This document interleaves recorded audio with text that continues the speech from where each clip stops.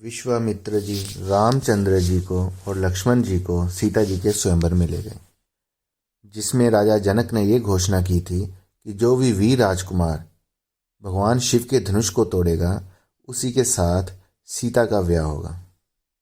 विवाह से पूर्व जब जानकी जी गौरी पूजन के लिए जा रही थी तो भगवान राम जी ने उन्हें देख लिया और उनके मंगलदायक दाहिने अंग फड़कने लगे।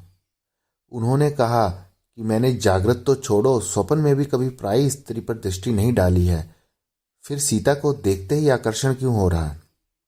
और दूसरी तरफ सीता जी भी भगवान राम जी को देखने के बाद विकल होकर प्रेम के वश में हो गई। उन्होंने मन ही मन रामचंद्र जी का वरण कर लिया, लेकिन इस चिंता में पड़ गई कि इतने सुकुमार रघुनाथ जी इतने भारी धनुष को किस तरीके से तोड़ पाएंगे। फिर सीता जी ने माता पार्वती जी की मूर्ति के सामने प्रार्थना की कि वो उनका मनोरथ जो है वो पूरा करें। उसी समय माता पार्वती जी के गले की माला खिसक कर माता सीता जी को वो प्रसाद स्वरूप उन्हें मिल गई। तब पार्वती जी ने माता सीता जी को आश्वासन किया कि तुम्हारी मनोकामना पूर्ण होगी और जिसमें तुम्हारा मन अनुरुक्त हो गया है वही वर तुमको मिलेगा।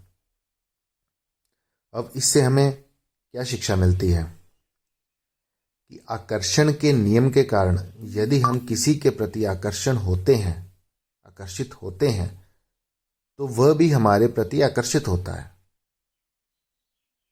और ये आकर्षण जितना ज्यादा प्रबल होता है लक्ष्य की प्राप्ति भी उतनी जल्दी होती है।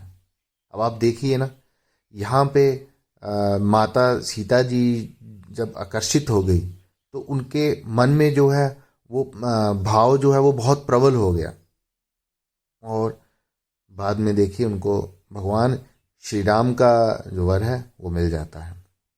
जो एक निष्ठा और शिद्दत से हम किसी भी चीज को चाहते हैं वो हमें मिलती ही मिलती है।